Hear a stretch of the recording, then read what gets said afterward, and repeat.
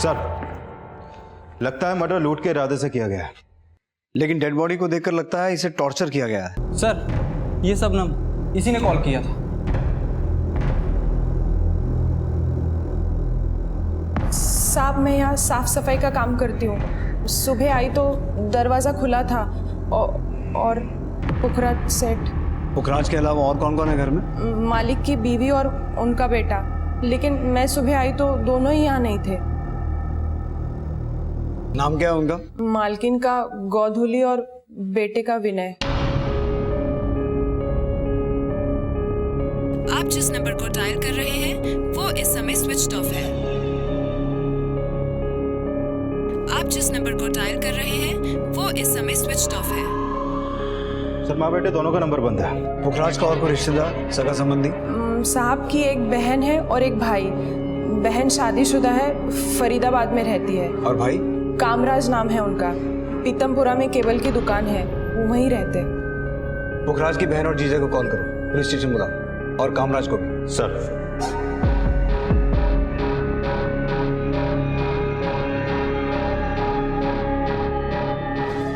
कल रात किसी को पुखराज के घर आते जाते देखा था आपने? नहीं सर। पुखराज की बीवी और उसका बेटा कहाँ हो सकते हैं? कल शाम तक तो सब घर पे ही थे।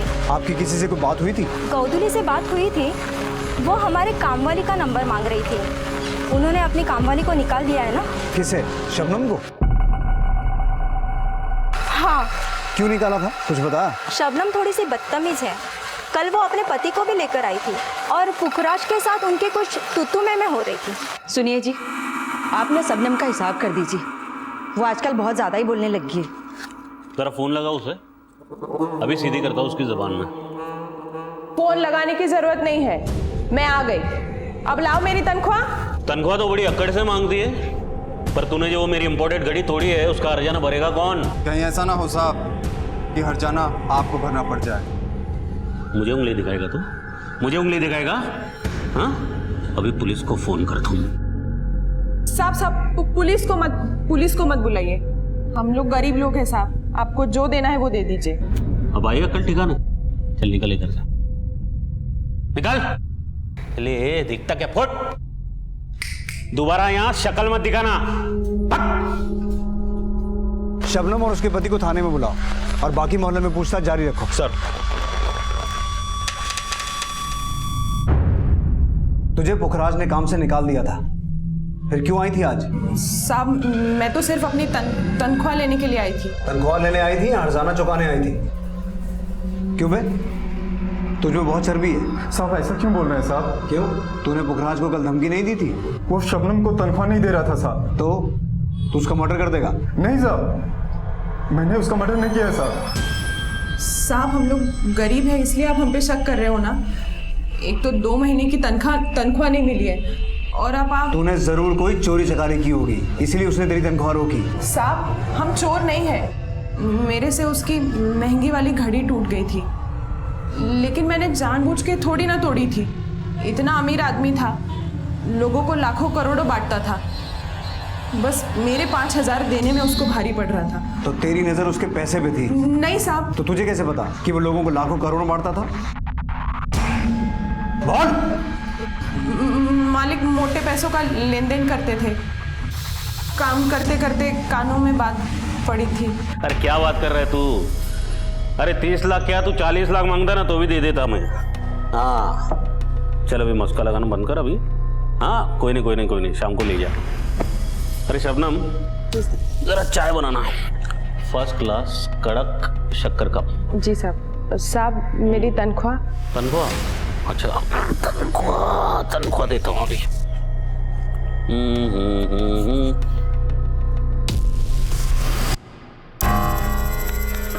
साहब पूरी तनख्वाह दीजिए ना, बहुत जरूरत है। पूरी जी? हाँ, देख मिनट। आज कौन सा वार है? बुधवार। अगले गुरुवार को लेके जाना, ठीक है? साहब लेकिन चाय बनाना शबनम, बहुत बहुत सर पकड़ के रखा है। जा जा बना, अदरक डालना भूलना मत। हाँ जा। शबनम ने पूरे 10 दिन इंतजार किए साहब। इस बीच इससे पुखराज सेठ की घड़ी टूट गई, तो वो बोला कि इसको तनख्वाह नहीं मिलेगी साहब। साहब मैं क्या, दूध वाला, किराने वाला, वो सबके पैसे रोक के रखता था। एक नंबर का कंजूस आदमी था वो। हम क्या, उसकी बीवी और बेटा भी परेशान थे उसके। उसकी बीवी को वो मारता भी था। बाप की ना जिंदा दफना दूंगा। तुझ पे हाथ उठाएगा? अपने बाप पे हाथ उठाएगा? हाँ साले, तुम्हें हाथ ना काबू में रखना, अच्छा नहीं होगा।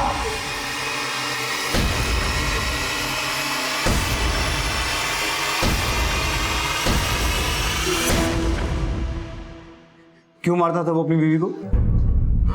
मालकिन पे शक करता था। कैसा शक? उन्हें शक था कि शायद मालकिन का उनके भाई के साथ कोई चक्कर।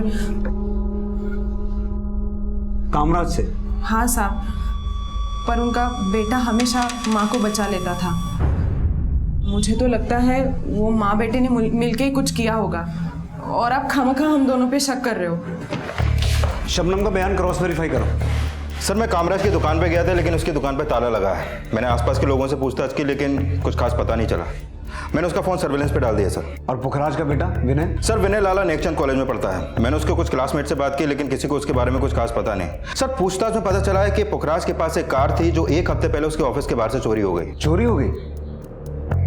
पुखराज का ऑफिस कहाँ है? सरस्वती विहार में।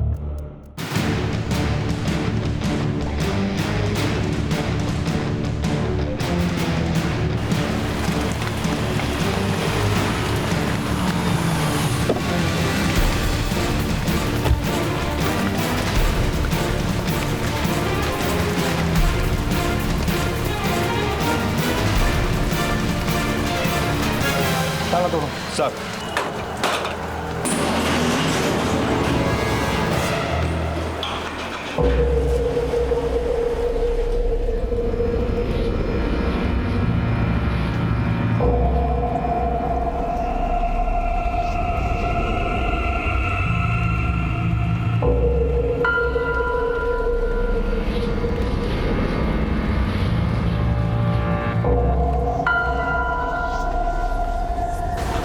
घर के साथ साथ ऑफिस में भी चोरी हुई। जितनी बेरहमी से पुखराज को मारा गया, उससे ऐसा लगता है कि ये काम पुखराज के किसी दुश्मन का है। लेकिन बड़ी हैरानी की बात है कि गायब उसके अपने हैं। चौधरी, मुझे पुखराज की कॉल डिटेल्स, बैंक डिटेल्स, हर फाइनेंशियल डिटेल चाहिए। और ये पुखराज की बहन और जीजा कब आ रहा है? सर वो फरीदाबाद में रहते हैं, अभी पहुंचने वाले होंगे। पुखराज से आखिरी बार कब मिले थे आप लोग? कई हफ्तों से कोई मुलाकात नहीं हुई, पर फोन पर अक्सर बात होती रहती थी। आखिरी बार कब बात हुई थी आपकी? अब कल उसे मेरी कार चाहिए थी, इसलिए उसने फोन किया सी।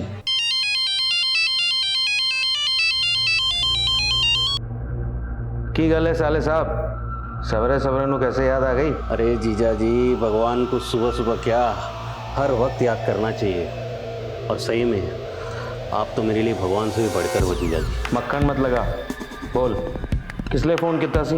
अच्छी सी डील करने जा रहा हूँ, बड़ी बढ़िया डील है। तो अगर आपकी वो लक्की वाली गाड़ी मिल जाती तो डील पक्की हो जाएगी। फिर मैंने साडे ड्राइवर को कार लेके उसके घर भेज दिया, और शाम का उसका थैंक यू का मैसेज भी आया। हमने सुना है कि पुखराज को लगता था कि गोधुली और कामराज के बीच कुछ चल रहा था। ये सच है? नहीं जी, उसे गलतफहमी थी। तो फिर गोधुली और कामराज है कहाँ? और विनय, आपको क्या लगता है इन सब के गायब होने का पुखराज के मर्डर के साथ कोई कनेक्शन हो सकता है? सर हमें खुद समझ में नहीं आ रहा है। सर मैंने पुखराज और उसके घर वालों के कॉल रिकॉर्ड चेक किया। पता चला कि कामराज और गोधली के बीच में अक्सर कॉल होते थे, लेकिन पुखराज की हत्या वाली रात 10 बजे गोधली के मोबाइल पे एक पीसीओ से कॉल आया था और उस कॉल के ठीक आधे घंटे बाद गोधली वहां से पहले सरस्वती बिहार गई, जहाँ पुखराज का ऑफिस है। हाँ सर, और फिर 11:15 बजे वो रिठाला। सर जब वो रिठाला में थी उस रात, चलिए देखिए, 11:15 से 12:15 के बीच में गोधली और पुखराज के बीच में एक लंबी कॉल हुई और कामराज भी उस समय पुखराज के घर पे ही था और उस कॉल के तुरंत बाद तीनों के फोन बंद हो गए। गोधली और पुखराज के बीच हुई 1 घंटे की कॉल का क्या चक्कर हो सकता है चौधरी? एक काम करो, गोधली का नंबर भी सर्विलेंस पे डालो। सर कभी ना कभी तो ऑन होगा ही। और घटना के वक्त विनय की फोन लोकेशन क्या थी? सर उस दिन विनय की फोन की लोकेशन रात 9 से 11 के बीच में गुड़गांव में थी और रात 11 बजे के बाद उसका फोन बंद हो गया।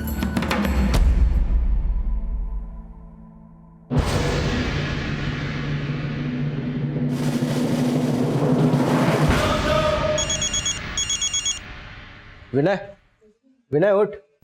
विनय ये ले, तेरा फोन है, बात कर। सर विनय गुड़गांव के एक फार्म हाउस में था अपने फ्रेंड्स के साथ, मैंने उसे वहां से बुलवा लिया है। सर मेरे फ़ोन की बैटरी चली गई थी सर। बैटरी तो तेरी भी गोली लगती है क्या? नहीं सर, सर बस बियर पी थी कल। बाप को मार के जश्न मना रहा था वहाँ? मार के पापा को? सर क्या कह रहे हैं आप? बेटा तमाशा मत कर, तेरे बाप का मर्डर हुआ है और तू नहीं किया है।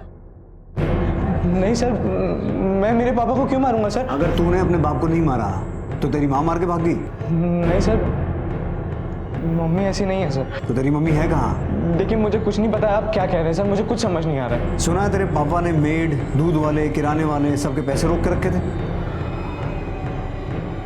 हाँ सर पापा सबके पैसे रोक के रखते थे। तो फिर क्या लगता है इनमें से कोई है जो तेरे पापा को मार सके? सर मुझे कुछ समझ नहीं आ रहा है आप क्या कह रहे हैं सर। और किस किस के पैसे रोक के रखे थे पुखराज ने? सर पापा के पास तो मेरी कॉलेज की फीस भरने तक के पैसे नहीं थे। इन लोगों के पैसे कहाँ से देते? सर बस पापा बड़ी बड़ी बातें करते थे, लेकिन असली में कुछ नहीं था उनके पास। गले की चेन, घड़ी सब नकली पहनते थे, पर बताते असली थे। पापा कल से कॉलेज शुरू हो रहे हैं, फीस भरनी है। अरे छोड़िए फीस वीस के चक्कर, इतना पढ़ के करना क्या है तुझे? क्लर्क बनना है क्या? अबे तो बिजनेसमैन का बेटा है, बिजनेसमैन का, समझा? चल आज से मेरे साथ काम पे लग गया। आपके पास पैसे नहीं है क्या पापा? अबे किस भूतने वाले के पास पैसा नहीं है बे? हाँ, मैं ना तेरी कॉलेज खरीद सकता हूँ। आप कॉलेज बाद में खरीदेगा पापा, अभी मुझे फीस के पैसे दीजिए, मुझे आगे पढ़ना है। पढ़ना है तुझे? सही में पढ़ना है? हाँ ठीक है, जहाँ मैं पढ़ा था ना वहाँ तुझे पढ़ा था, पता है कहाँ? लंदन, समझा? वहाँ भेजता हूँ तुझे। 10-15 दिन दे, तुझे फॉरेन भेजने का जुगाड़ करता हूँ मैं। देख फिर कैसे पढ़ाई होती है। सर उनसे कुछ मांगो तो बड़ी बड़ी बातें करने लगते थे,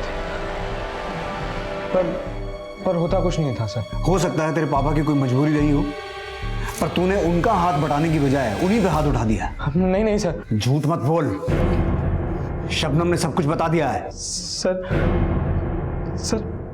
पापा मम्मी को मारते थे सर, इसलिए एक बार तेरी मम्मी ने जरूर कुछ किया होगा, इसलिए तेरे पापा ने मारा। मुंह उठा के बात कर। सर पापा मम्मी पर शक करते थे।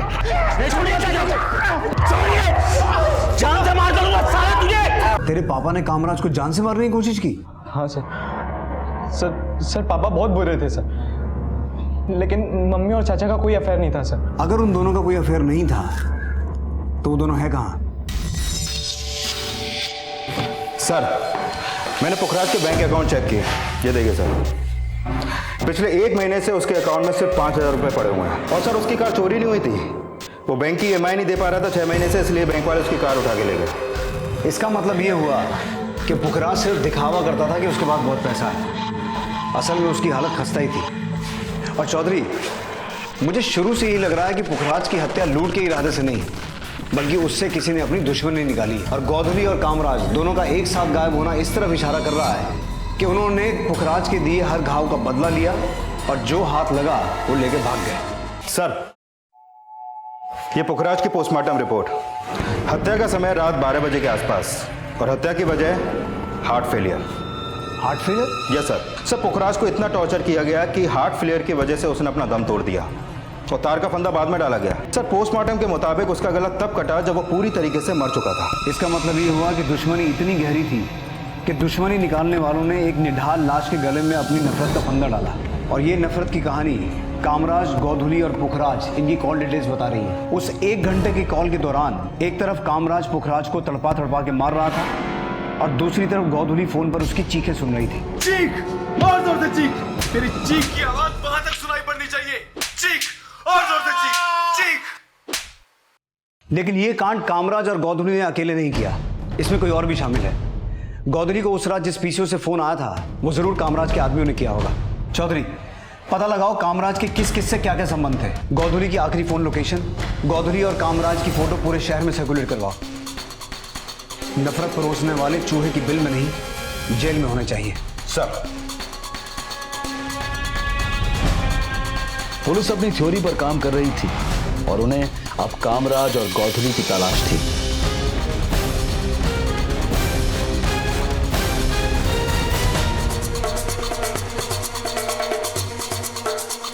लेकिन फिर कुछ ऐसा हुआ जिसने इन थ्योरीज के सारे समीकरण बदल दिए।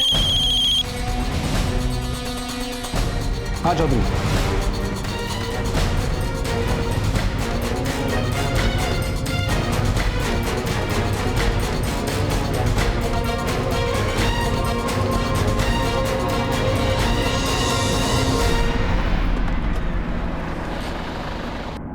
चलिए देखिए।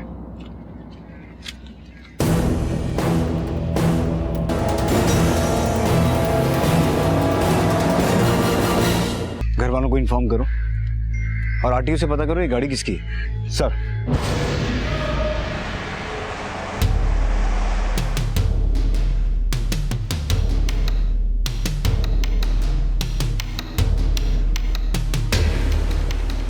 अरे सर मैंने की कितना सी? अरे जवाब तो दो सर। क्या किया है इन्होंने? लेके जा रहे हो? कहाँ ले जा रहे हो? क्या किया है सर? सर लेकिन मैंने किया क्या है सर? अरे सर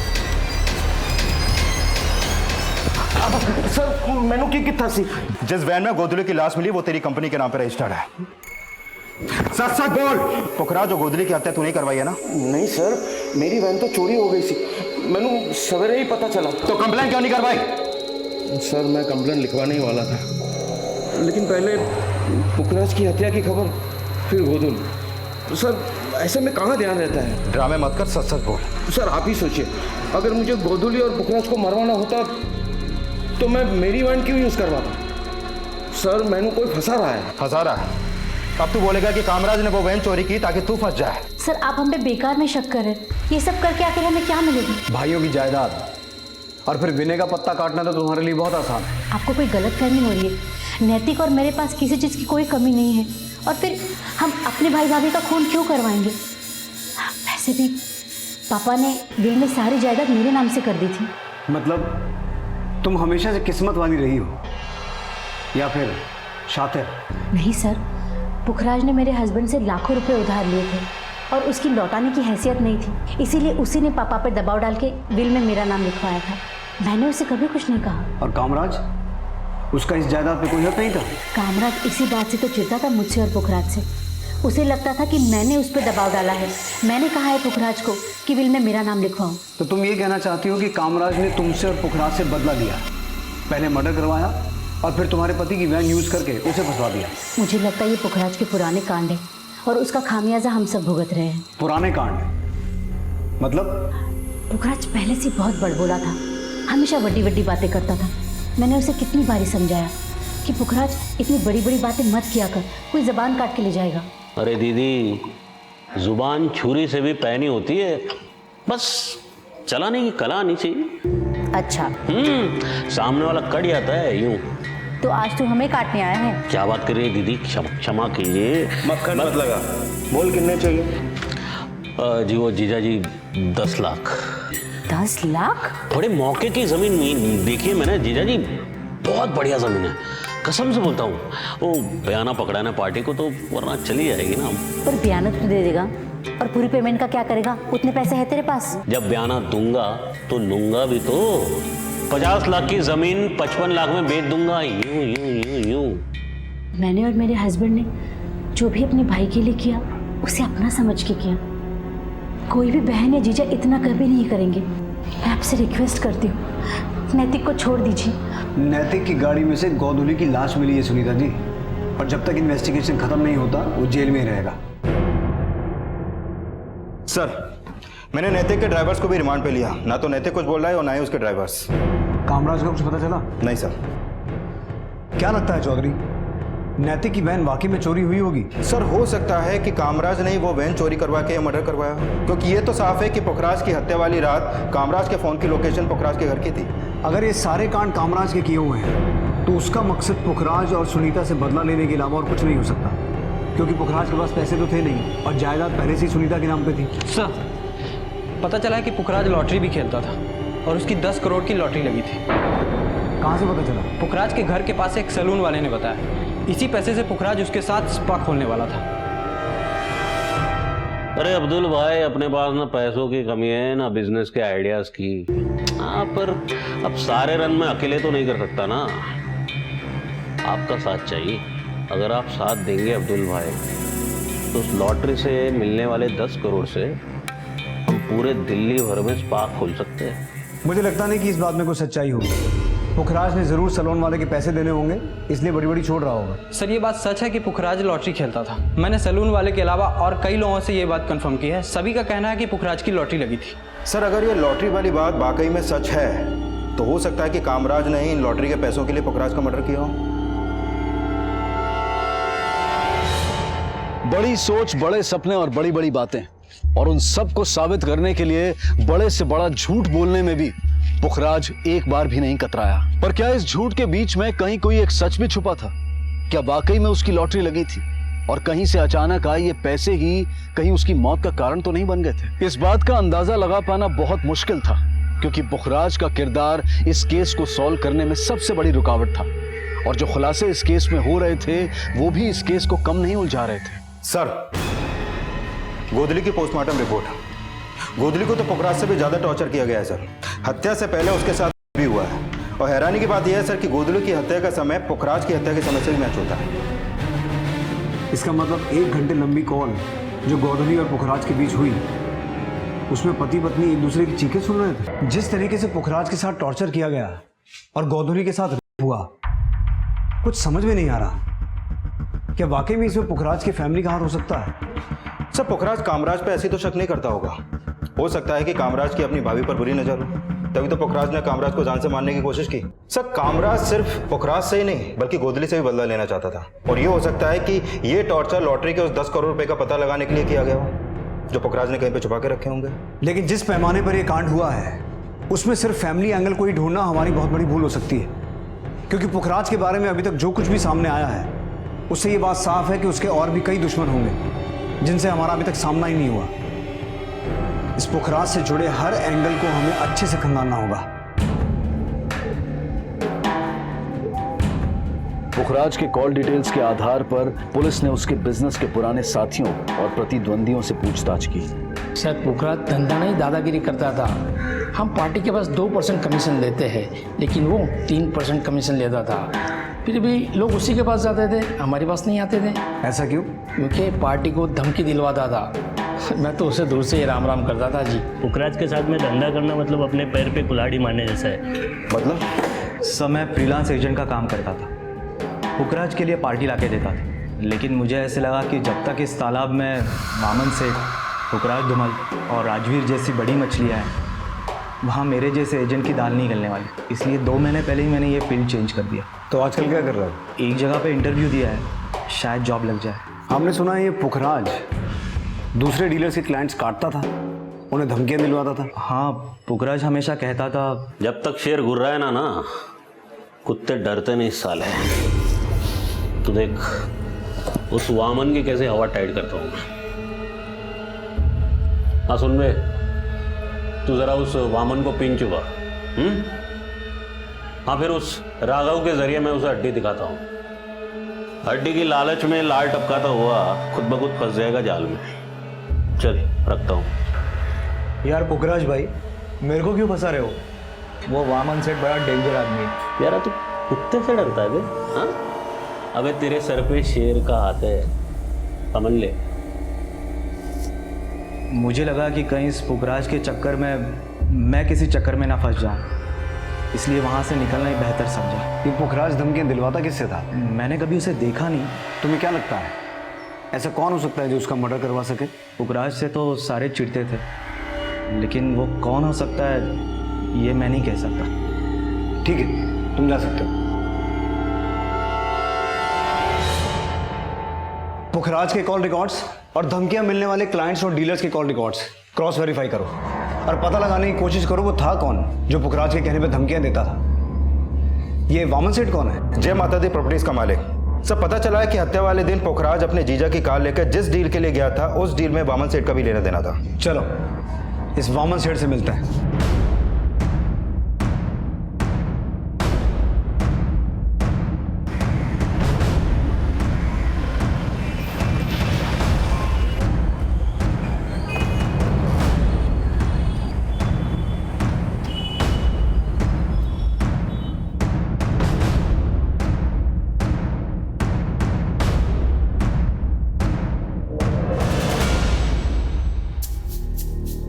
पुखराज मुझसे डील करने नहीं, मुझे बेवकूफ बना रहा था, लेकिन मैं उसके झांसे में आया नहीं। क्या झांसा दे रहा था वो? नरेला में किसी एनआरआई की कोई जमीन है, नकली पेपर्स दिखा के बोल रहा था एनआरआई पार्टी उसकी है। उसे लगा मैं बेवकूफ बन जाऊंगा। तो तुम मुझसे ज्यादा चालाक हो। पुखराज जैसे जालसाज से बचने के लिए चौकन्ना रहना जरूरी है। पुखराज से तो खैर सारे ही चौकन्ने रहते थे, लेकिन यही बात समझ में नहीं आ रही कि दुश्मनी निकाली किसने। वो मैं नहीं हूं, तो वो जो कोई भी है उसका मुझे कोई अंदाजा नहीं है।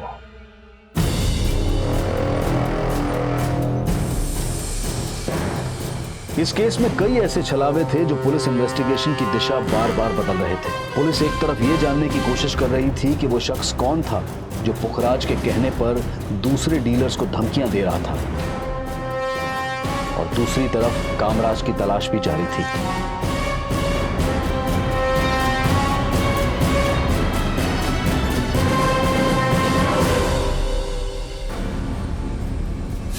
सर, मैंने पुखराज की पूरी हिस्ट्री चेक किया। पता चला कि 7 साल पहले वो डीडीए में एम्प्लॉय था। घूस लेते हुए पकड़ा गया और उसके बाद उसे सस्पेंड कर दिया गया। सर, डीडीए में रहते हुए वो सारे 2 नंबर के काम वामन सेठ के लिए करता था। मैंने पता किया कि वामन सेठ और पुखराज के बीच में एक अनऑफिशियल पार्टनरशिप भी थी। सस्पेंड होने के बाद उसका वामन से बहुत झगड़ा हो गया और तभी वामन ने उसके ऊपर एक केस कर दिया। कैसा केस? ये देखिए सर। 7 अगस्त 2008 को पुखराज नशे की हालत में गैर कानूनी हथियार लेकर वामन के ऑफिस गया और उसे ब्लैकमेल किया। क्यों आए यहाँ पर? अबे अपना हिस्सा लेना है और क्या। जब तक तू डीडीए में था ना, मुझे तेरी जरूरत थी।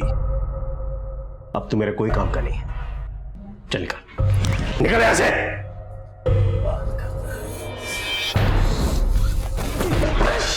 तू ऐसा नहीं मानेगा। अभी मैं पुलिस को बुलाता हूं। ये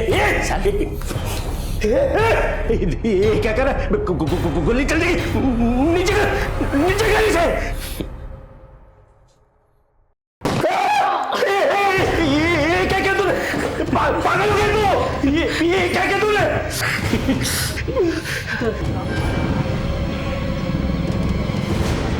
पुखराज मेरा पार्टनर नहीं था, वो जबरदस्ती मेरे गले पड़ गया था। उसे उसके किए की सजा मिल गई। 7 साल पहले की सजा या?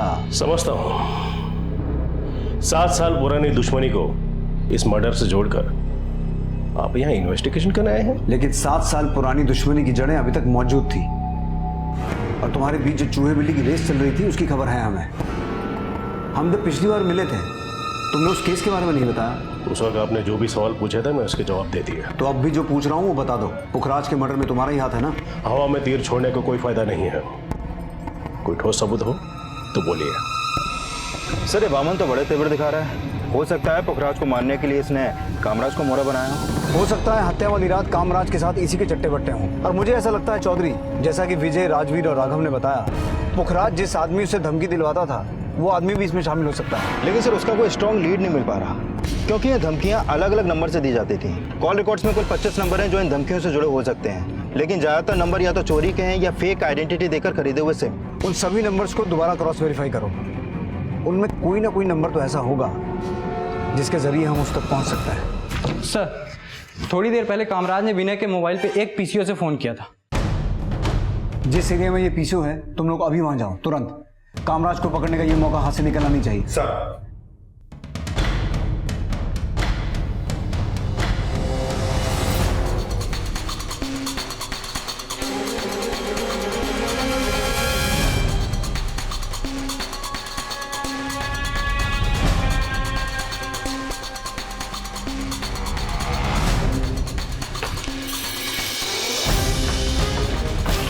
इस आदमी को देखा है? सर ये रूम नंबर 1 में।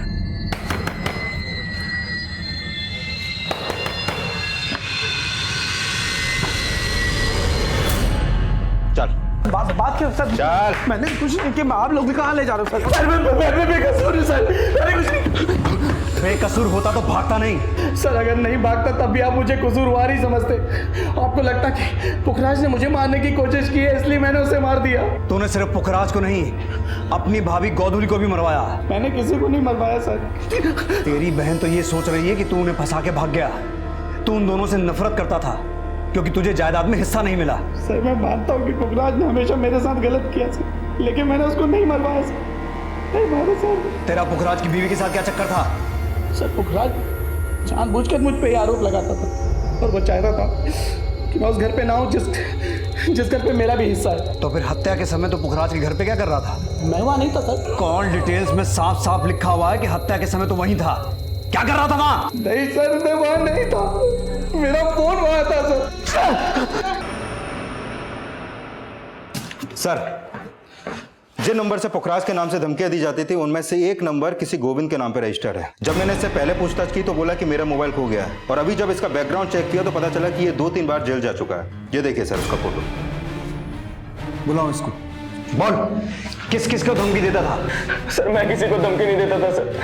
सर मेरे फोन का तो मिसयूज किया गया सर। जब तक ये सच ना बोले धुलाई करो इसकी। सर प्लीज बोल। सर मैंने चेक किया तो पता चला कि जब पुखराज को 2 साल की कैद हुई थी तब गोविंद तिहाड़ जेल में ही था। मतलब पुखराज और उसकी पहचान जेल में ही हुई होगी। लेकिन सर गोविंद के अलावा पुखराज के साथ जेल में एक और आदमी था तो जेल से निकलने के बाद पुखराज के साथ काम कर रहा था।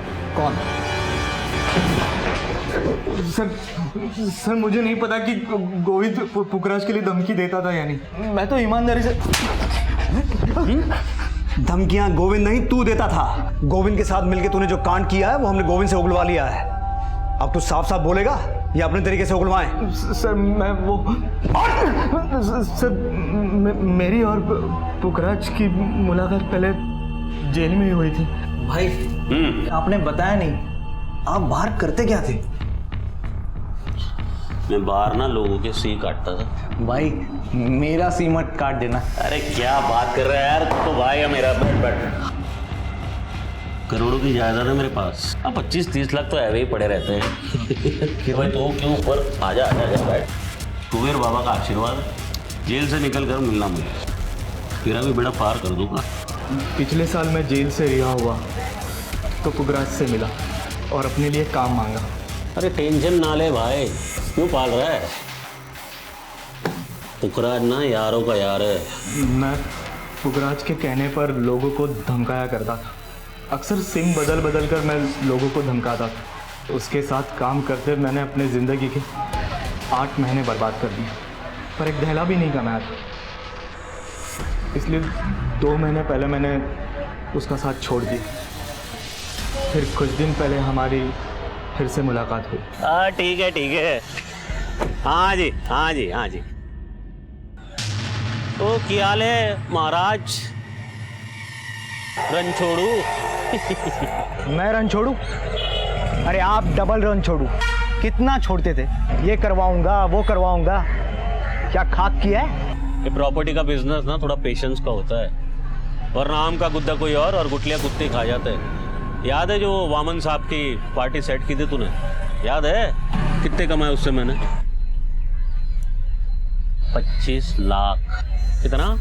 25 लाख। 25 लाख की बात सुनकर मेरे कान खड़े हो गए। मुझे लगा कि पुखराज से पैसा वसूल करने का इससे अच्छा मौका नहीं मिलेगा, इसलिए फिर मैंने अपने पुराने ग्रुप के लोगों के साथ मिलकर एक प्लान बनाया। मुझे पता था कि पुखराज के सर पर उसका जीजा का बहुत सारा कर्जा है और पुखराज उसे एक पैसा भी नहीं लौटा रहा था, इसलिए फिर मैंने उससे फंसाने के लिए उसकी वैन चुराई और पुखराज के घर पहुंचा।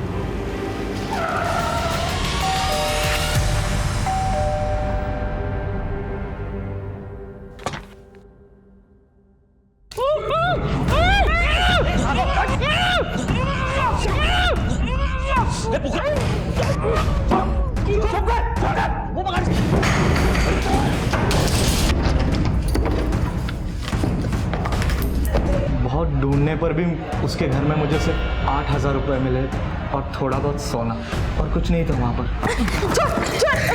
बोल 25 लाख कहाँ पर छुपा के रखा है? मेरे पास कोई पैसा नहीं रहा।